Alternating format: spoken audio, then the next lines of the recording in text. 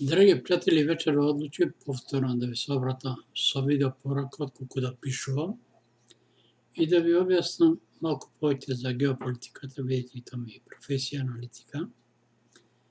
Што се случува во светот и што ќе предизвика коронавирус. Во многу од мои текстови кажав дека коронавирусот ќе донесе распад прво на НАТО и на ЕУ. Тоа веќе денове почна да се чувствува. Америка за прв пат во својата историја прогласува катастрофа. Што значи тоа? Во Америка дневно во моментот починуваат 2000 луѓе, што е жално. Во моментот имаат над 22.000 починати, над 540 заразени, но најстрашно што се случува со нивната економија. Нафтената војна помеѓу Саудитска Арабија и Русија најмногу е погоди нафтената индустрија на САД, каде се отпуштаат луѓе. Досега некаде околу 17 или 18 милиони работници останале без работа во САД. Значи добили отказ. Без разлика што тоа земја од 250 или 300 милиони, не знам точно колку е. Тука е, значи цифрата се движи околу 300 милиона. 18 милиона од тие да останат без работа е огромна бројка и за самата Америка. Во моментот се некаде околу 10.000 милиарди, значи долари, се внесува во економијата, тоа са пари без покритие, што уште повеќе ќе натера секојдневно да банкротираат фирмите. Ја не се согласувам со многу аналитичари дека коронавирусот ќе ги банкротира малите бизнеси. Напротив, ќе ги банкротира големите фирми, многу ни повеќе нема да постојат, бидејќи големите фирми се имаат распространето со своји погони во многу држави ќе бидат затворени. Напротив, мислам дека коронавирусот има возможни на малите фирми, посебно кои на поединци трговци, да профитираат од ова. Втора работа, например, која во прашање коронавирусот, единствена држава, слободно да кажам, која прочита улогата со коронавирусот, тоа беше Русија. Зошто? Иако и погледнете податоците што ви дава Светската здравствена организација, во Русија во моментот има околу 15.000 заразени или околу 130 починати. И тука треба да се напомене дека илјадници руси се вратија во Русија, што беа надвор во странство, и кој беа извор на зараза. Но ово покажа дека самата Русија има обезбеден систем здравствен и општествен систем кој недобро функционира во светот. Русија е прозор играта на Кина која е дволична, мора да се признае, игра седи на две столчиња како многу наши политичари балкански. Значи седи на столчето со длабока држава, не со Трамп, и се обидува да има добри односи со Русија. Она мислеше дека Русија ќе ја купи со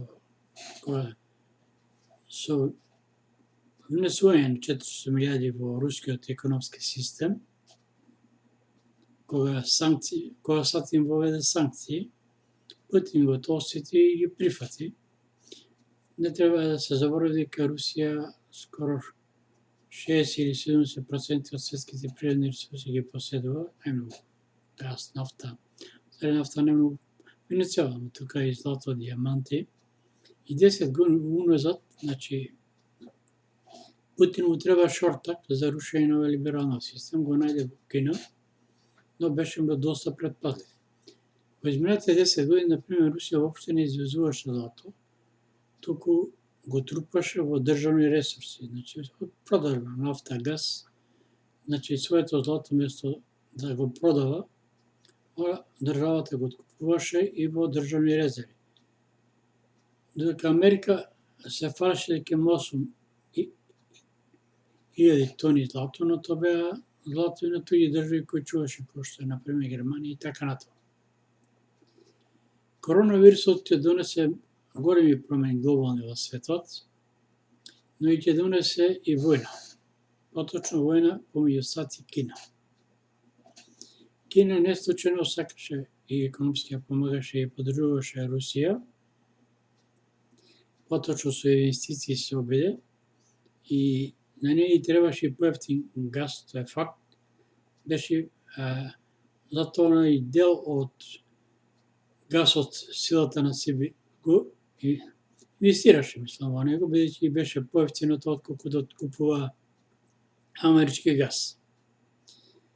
Значи, со коронавирусот, Кина сама се разгори, бидејќи, по мои проценки, што не мора да се точни, на моите анализи зборуваат дека коронавирусот беше договор меѓу Кина и длабоката држава на САД. Но таа длабока држава на САД, значи не ги жалеше своите граѓани, као ни Кина. Интересна работа, например, самиот вирус излезе од американска лабораторија во Вухан, што значи кој во собствена земја ќе ви дозволи да имате ви лабораторија, ако сте никој непријател или било што. Приказната беше друга. Приказната беше и со помош на нафтената војна и се. Значи, Кина купи огромни праворезерви на нафта од Русија и Русија се дозволи да намали цената и да влезе во нафтена војна со Саудитска Арабија. Но зошто Кина ги купи тие големи резерви да дојдат до нафтена војна? Знае дека со нафтена војна компаниите во САД, особено кои вадаат нафта од шкрлци, ќе пропаднат, а тоа ќе овозможи на Кина да ги откупи скоро без пари. Банкротира, знаеше фирма по стечај дека се купува по дисконтни цени, така и Кина со таа намера сака целосно да преземе економијата во САД. Но што ќе случи? САД не случајно последните 2 години зборува дека Русија повеќе не е непријател број 1, дека тоа е Кина. Ова коронавирусот ќе заврши со што ќе заврши со конфликт меѓу САД и Кина. Тоа може да биде многу сериозно, може да биде и крај на империјата наречена САД. Бидејќи Кина во моментот економски и војно е доста способна, да не забораваме дека е нуклеарна земја, но исто и под нивна капа и Северна Кореја. Значи, Кина не ќе мора, например, не да баже во нуклеарна војна, да потребува својот арсенал. Тоа може да го потреби Северна Кореја, бидејќи многу од вас не знам колку ја знаат историјата, врска која е Корејската војна помеѓу Јужна и Северна Кореја, поделбата кога е, тогаш САД од Северна Кореја прават тепсија малтене. Значи, тој генерал што бил одреден за бомбардирање на Северна Кореја, во граѓанската војна меѓу Јужна и Северна Кореја, тој барал од Конгресот да употреби атомска бомба, но не му дозволи. Значи, тоа е влезено во подсвеста на севернокорејанците, затоа они после градат бункери или поточно нуклеарни засолништа. Инаку и самите нуклеарни проби, посебно хидрогенската бомба, беше извршена по земја, а сруши планина за да не се почувствува колку е чината. И постојано од тогаш и намерно беше избегнат договор со САД и не завршен, бидејќи Северна Кореја работи и нонстоп во моментот тестира со помош на кинески научници балистички интерконтинентални ракети.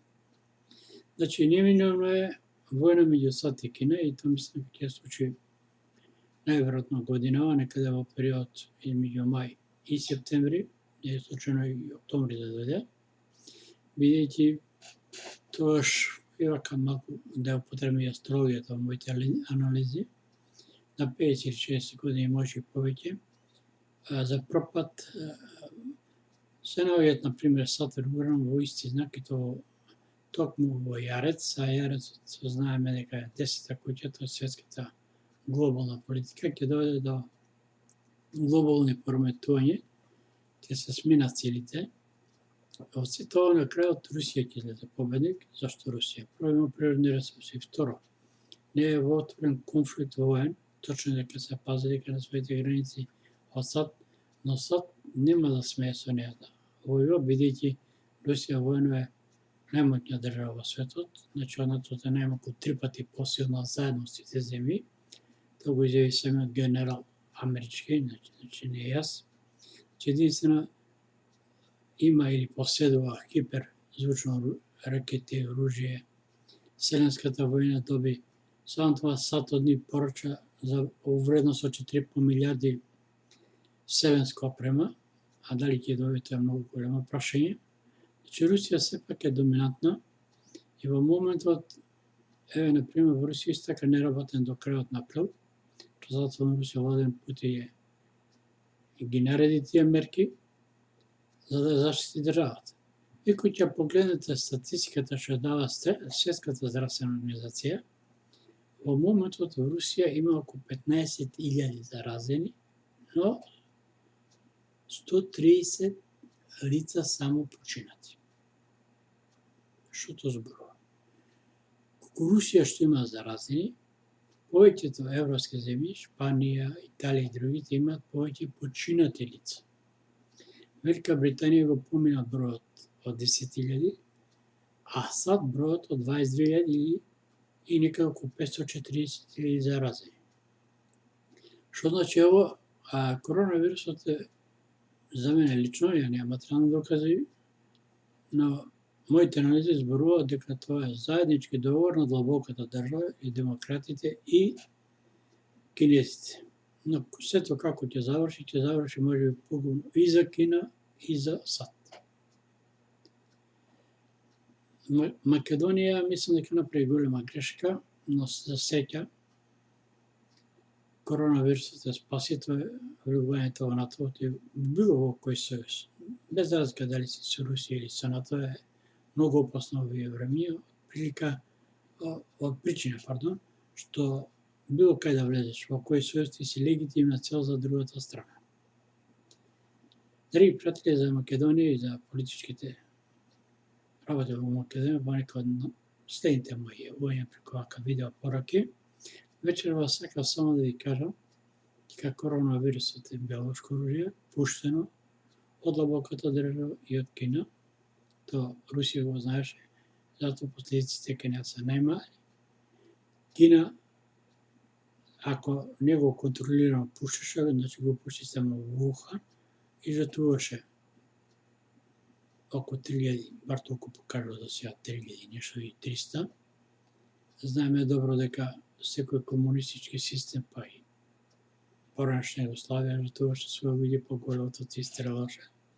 Така тука нема жалост кон собствените граѓани, но сепак она успеа да ги совлади, да ја контролира коронавирусот, видејќи како социјалистичка земја или што било социјалистичка земја имаат поголема контрола врз населението и населението колку толку е полесно се командува.